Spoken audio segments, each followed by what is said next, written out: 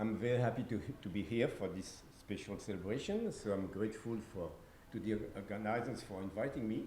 And I would like also to congratulate them because for the choice of this beautiful thing, beautiful piece of art, and also for the choice of this motto. I don't know where you found that, but it's almost perfectly adapted to Hubert. Personally, I would have preferred to replace cone by Thomas, but apparently Mr. Cézanne was not interested in modular properties. Anyway, so in this artistic spirit, I chose this title, and indeed, here is a picture of Hubert as a young man. Not a very good picture, I must admit. You'll see later where and when it was taken. Since it's not very good, I found another one, but I don't know exactly when that one was taken. Do you know, Hubert?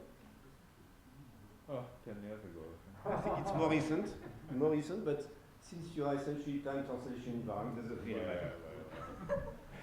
Okay, so as I said in my abstract, the purpose of this talk is to give you a few reminiscences of this first period, and to try to give you a review of some of the papers within that period. I insist on the word some, because you have to realize that when you talk about Hubert, you're dealing with a theory of large numbers, a sort of large n limit. Everything is large. Number of publications, number of courses, number of students. I couldn't even determine how many students you had. Do you know? No, you don't. Even you don't. Number of citations. So everything is big, and clearly this makes a review essentially impossible, and it makes the life of the reviewer a bit frustrating. So I apologize for, by force. This review will be incomplete. Will be parachurant. Anyway, that's the. Okay, so now let's start at the beginning. How did it start? Well, Hubert started his work, his career, with Bernard ZUBER, the supervisor, in '85. And they wrote very fast. They wrote several papers on polymers and calculation and these kind of things. Either the two of them or alone, because Hubert showed his independence very early.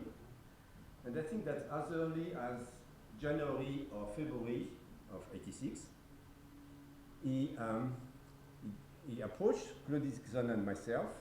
At that time, we were just finishing our first paper on conformal invariance, and he suggested that we work together on a CFT, on conformal theory.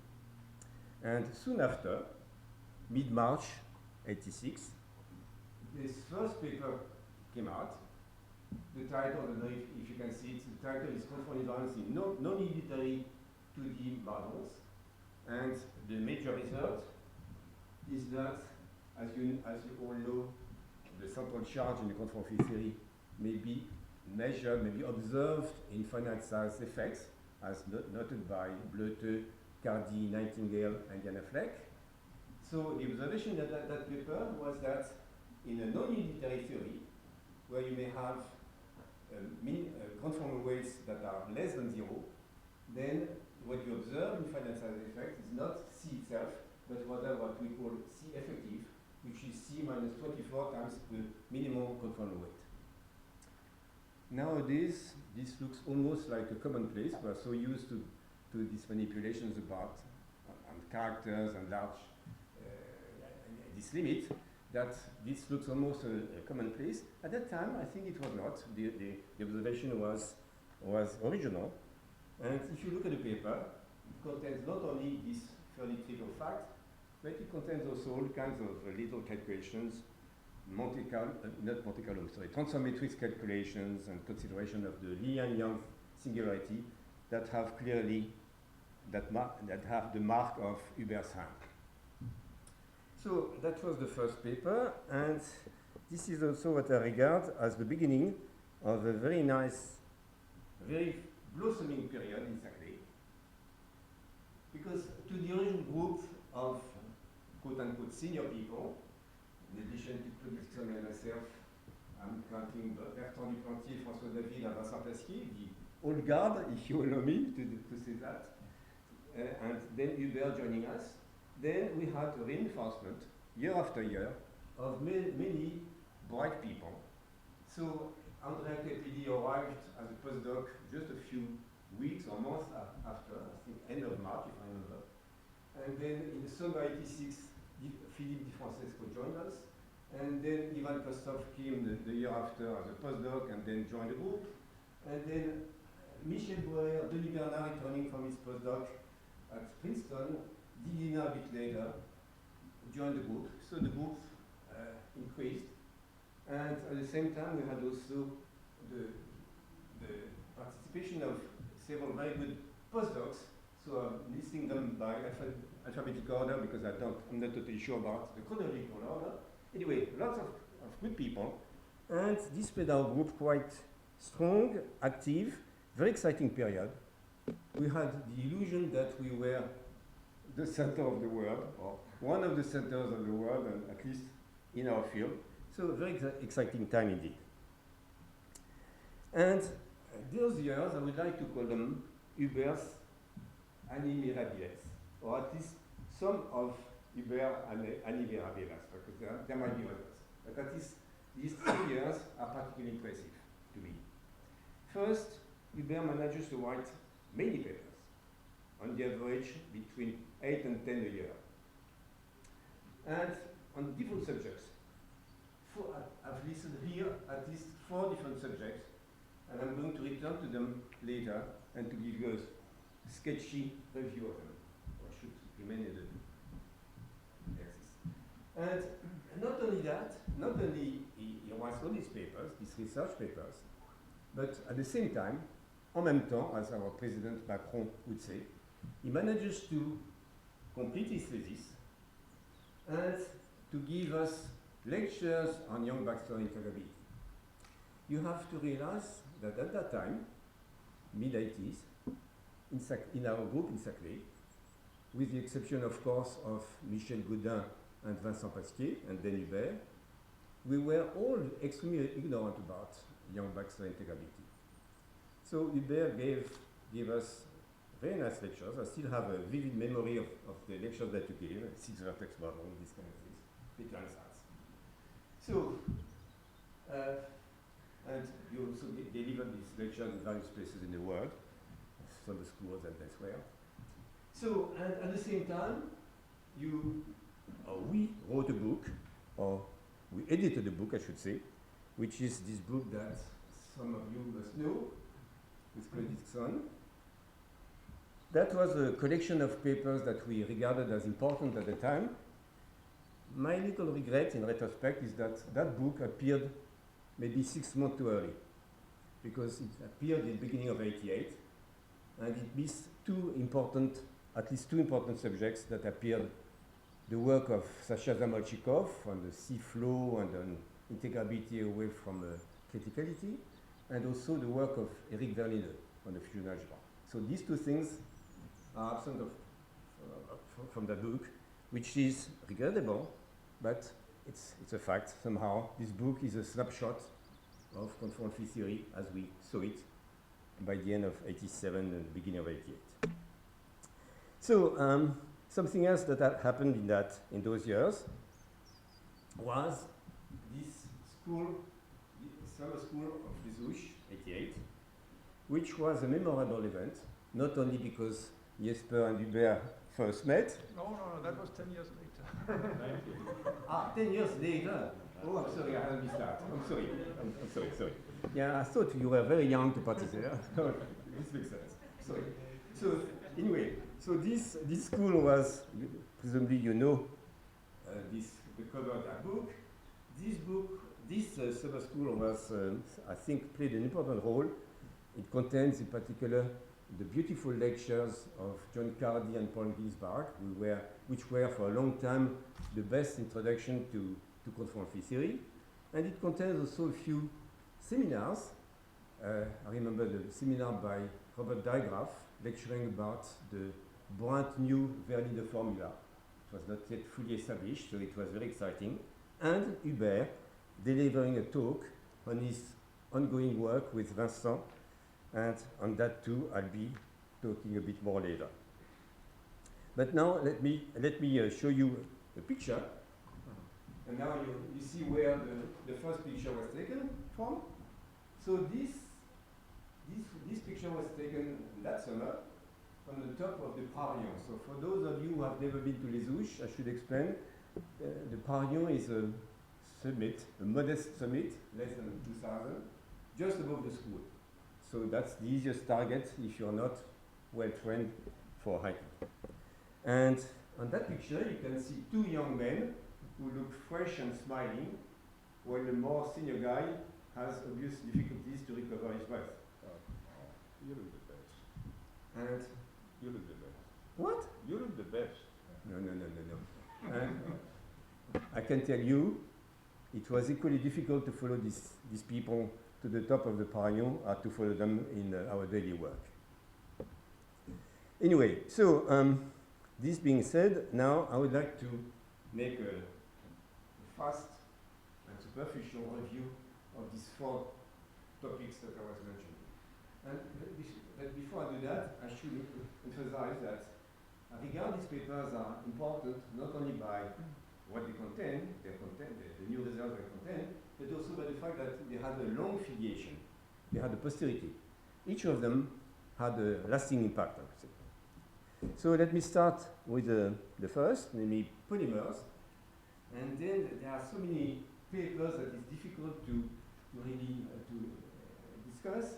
I mentioned that Hubert had started on this subject, and so either alone or with Bertrand, they write a lot of papers. I don't remember how many, maybe something like 10 papers in that period, on all aspects of polymer physics and percolation as well. So there's a review by Hubert in which he reconsiders results that were first proposed by Dotsenko and Fatayev using Coulomb gas approximation, and he confirms the results by numerical analysis, by transformatrix calculation. And you should see that, I hope you managed to see that there is something strange in this formulae that was already noted by Dotsenko and Fatayev, which is that the conformal weights, the conformal dimensions that you find for these problems, so this is a series of magnetic exponents, so the label T here is an integer running from 1 to 3, etc. Likewise, this is a thermal series with also a running index, but in those exponents here, you see that there are half-integer labels in the formula, in the classical formula of cats, which is something which is very strange, because this formula of cats was describing some representation theoretical property, namely the fact that certain representations were degenerate and made sense for R and S integers. So why did these half integers appear there? That was a mystery at the time. But still, Hubert managed to confirm that these predictions were correct. And then there is a series of works, alone or with Bertrand, as I said, on all kinds of aspects of polymer physics. They give the exact fractal dimension of the external parameter of the infinite percussion cluster. At the percussion threshold, you have an infinite cluster in your lattice, which is a fractal, and here's the dimension. Likewise, when you look at Ising clusters, they have also a fractal dimension, and they are able to compute it. And they also discuss a tricritical situation in this polymer physics, something that people call the theta point, or they discuss what happens in the presence of an interface or a wedge, or they discuss the situation where the polymer occupies a finite fraction of the lattice size. So this is what they call dense polymer, dense central volume. So lots and lots of results, exact, meaning that it's not a decimal number, it's a fraction derived typically from the Coulomb gas picture. So it's not rigorous, it's exact. There's a little nuance. So all these things, and there are other papers that I'm skipping. And so in 91, Hubert shows, in fact, there's a little, makes a breakthrough, and it shows that, in fact, for a large class of such geometrical critical systems like air condition and polymers, in fact, you have an underlying supersymmetric, superconformal theory, and this explains some particularities that you had observed before. For example, these half-integer labels make sense now in the context of the representation theory of this superalgebra. So that's a real breakthrough, and it has as you can imagine, it has a lot of consequences, and there is a follow-up by Hubert and others on this idea. Okay, second topic, Coulomb gas picture. So I mentioned already the Coulomb gas. Coulomb gas was an idea that was fairly old. Kadanoff and Nienhuis in particular had advocated the fact that for many medieval lattice models in 2 dimensions, you have a quote-unquote Coulomb gas picture, meaning that you may represent things in terms of a free field in quantum limit, and free field having a logarithmic propagator, you may call that a Coulomb gas picture. So that was something that was well established, that was used in the works that I was referring before on the polymers. Now the new thing that we did in that work was to see what happens in the presence of a non-trivial topology when you have non-contractible cycles on your lattice. Incidentally, I can talk about this work with no false modesty because my contribution was indeed modest. So, so what we did was to, let me show what we did, let me illustrate what we did on the case of the ON model on the honeycomb lattice. That's the simplest case. So when you have the ON model on the honeycomb lattice, the high temperature expansion is quite easy to write. It's just done in terms of loops, closed loops. So here is a trivially contractible loop, and since I'm assuming that I have periodic boundary condition, this thing is as well closed. And the prescription is that you should assign a weight n to each closed loop. Now you want to rephrase that in terms of local weights, and the recipe is simple. You first orient all your loops, and then following the loop, whenever you turn left, you attach a weight e to the iu. Whenever you turn right, you attach a weight e to the minus iu. And since the total number of turns, the net algebraic number of weights of windings, I can say, is 6, then provided summing over the 2 orientation, provided that 2 cosine 6u is equal to n, you're safe. You have reproduced your weight, n. However, this prescription doesn't work for a non-trivial loop, a loop which is not contractible. Because to that loop, with this prescription, we attach a weight 1. So you have to do something. And the something is done in terms of winding numbers of the corresponding weight. You have to think of these red contours as boundaries between points where the field phi, which is regarded as leading on a circle, compactified, the determination of phi changes across each of these links. So if you want to compute the partition function of the system on of such a compactified field on a circle, if you want to compute it on a torus, then you have to sum over all topological sectors, all possible winding numbers, and so Zn prime denoting the contribution of that sector. You would expect that you have to sum over n prime. However, if you want to reproduce this thing here, you have to introduce charges, quote unquote, at infinity or somewhere. And what we found is that the prescription is simply modified by putting here a weight, which depends on the greatest common divisor of n and n prime times a certain coefficient E0 charge, so-called charge at infinity. And provided 2 cosine pi E0 is equal to n, then you have reproduced the right way. Okay, so it may have been a bit confusing, but the net effect is that by an appropriate change of the topological, appropriate weighting of the topological sectors, you have reproduced the right model. And this extends to, in fact, not only to the own model, but to all minimal models. The ADE models may be reproduced may be written in a similar way. So that was an idea which was, I think, important, and that too had an important posterity. And indeed, if you follow the work of Hubert along the years, you find that this idea of attaching different weights to different topologies or different classes of loops, of loops or curves, reappears again and again.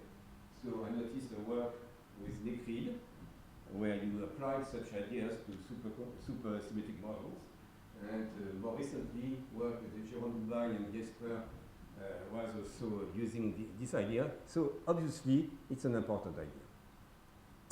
Okay, I'm sketchy, I'm sorry for that, but that's the rule of the game. The next thing I wanted to discuss was this work that was first presented by Hubert at Les Ouches in '98. I'll be even shorter there because I understand that Vincent will be reporting about that joint work and his recollections of it. So let me just point out what I regard as the most important consequences of that work. So the first observation is that the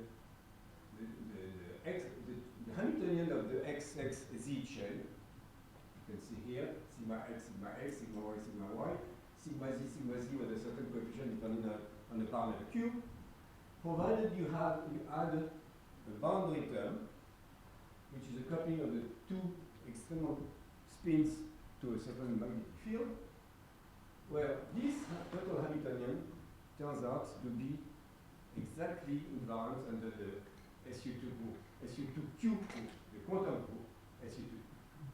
I think that was an original observation that no one had noticed that before. It has a natural interpretation in terms of the topology. So this is important. This is a very important observation because it means that if you want to compute the multiplicities, for example, of energy levels, what you have to do is representation theory of this quantum group to classify states according to their representation. So Vincent and Hubert turned to a study of those representations, and they found that if Q is not a root of unity, nothing terribly important happens. Basically, the representations are isomorphic, if you can see, to the standard representation of standard SU. However, if Q is a root of unity, new phenomena arise, very interesting phenomena. You have in the tensor product of n copies of the spin 1/2, which is what we're dealing with here, you see indecomposable representation appearing, plus a certain number of irreducible representations. And the irreducible representations have a spin which is bounded by p minus 2 over 2, p being the integer appearing here. So you have a special class of irreducible representations, a finite number of them. And this by itself is quite interesting because it parallels what happens for in conformal theory with an affine SU2 algebra, where you have also for a given level you have a finite number of representations. And this matching between the two is was a source of large number of works in the following years by many people analyzing the tensor products of these representations and comparing them with the fusion of representations of affine algebra. So now people talk about a unique object, a modular category which encompasses these two cases, but that that time it was totally completely new. And that paper also contains a beautiful computation, quite impressive computation, by Bernard ZUBER techniques in this context, where they are able to reproduce the conform towers of the conform fissure. Very impressive work, and as I said, once again, a paper with a long posterity. Last work that I would like to discuss is, how am I doing with time? 9 minutes.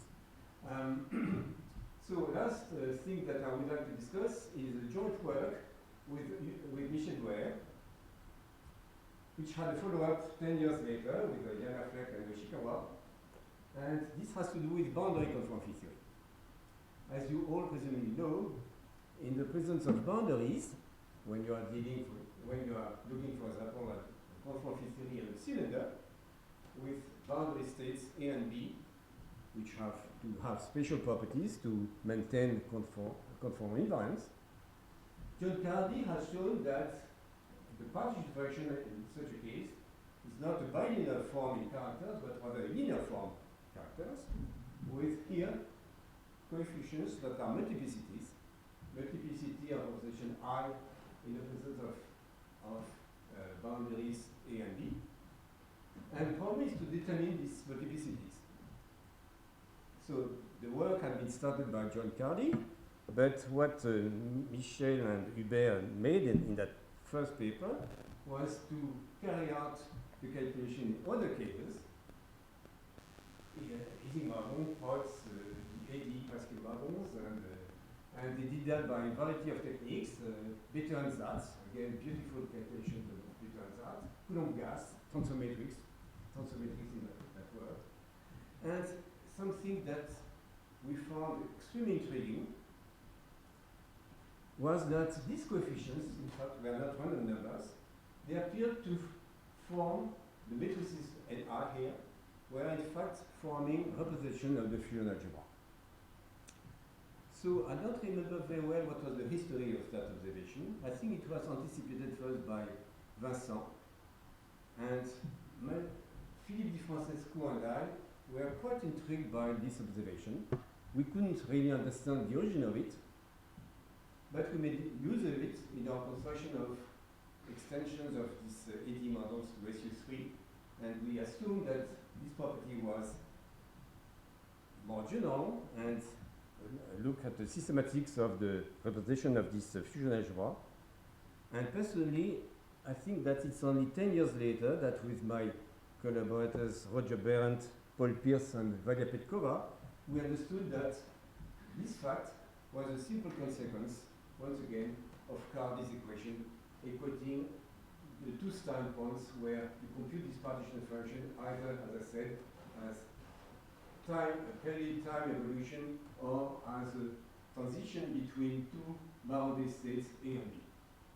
So this Cardy equation, in fact, properly interpreted, was leading to this property, which in retrospect was fairly obvious. I don't know why it took us 10 years to understand that.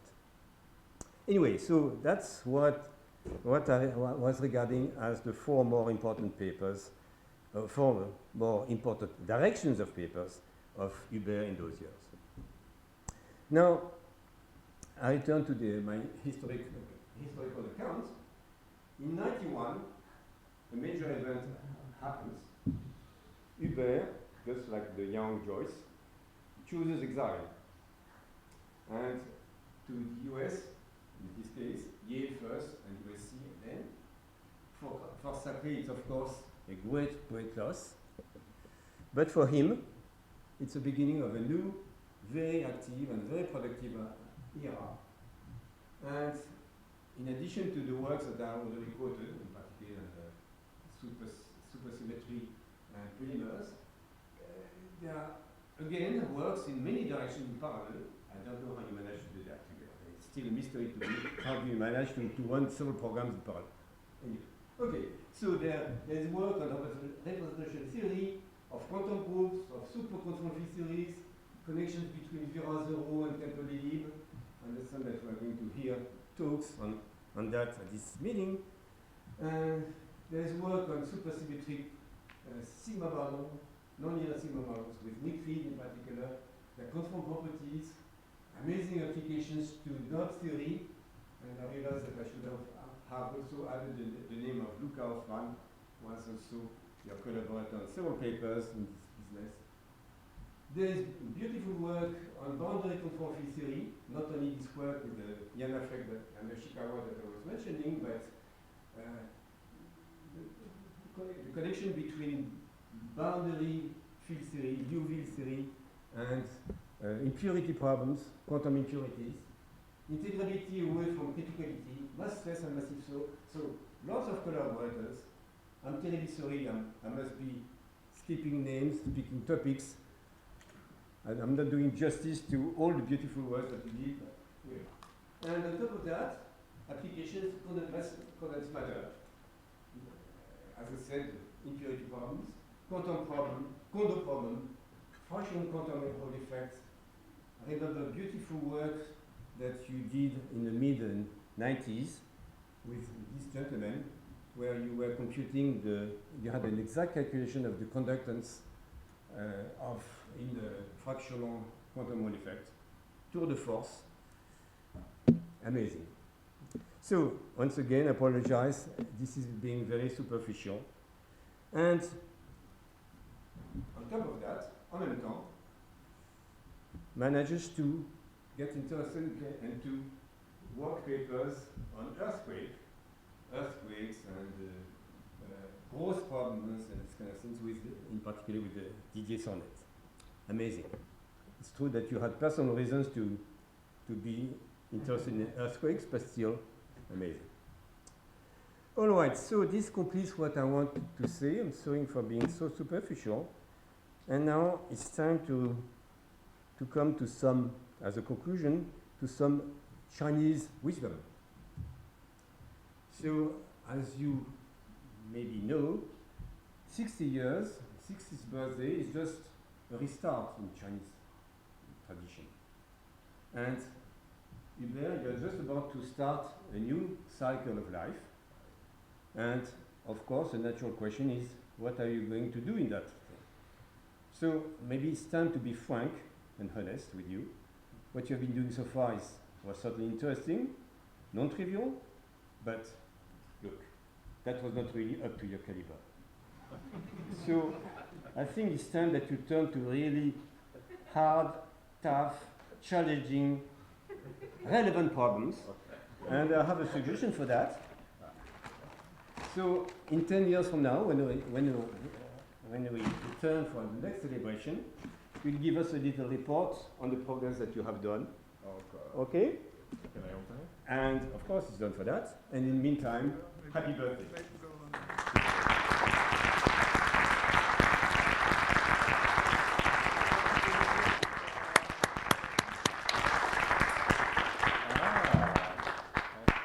Can I go up?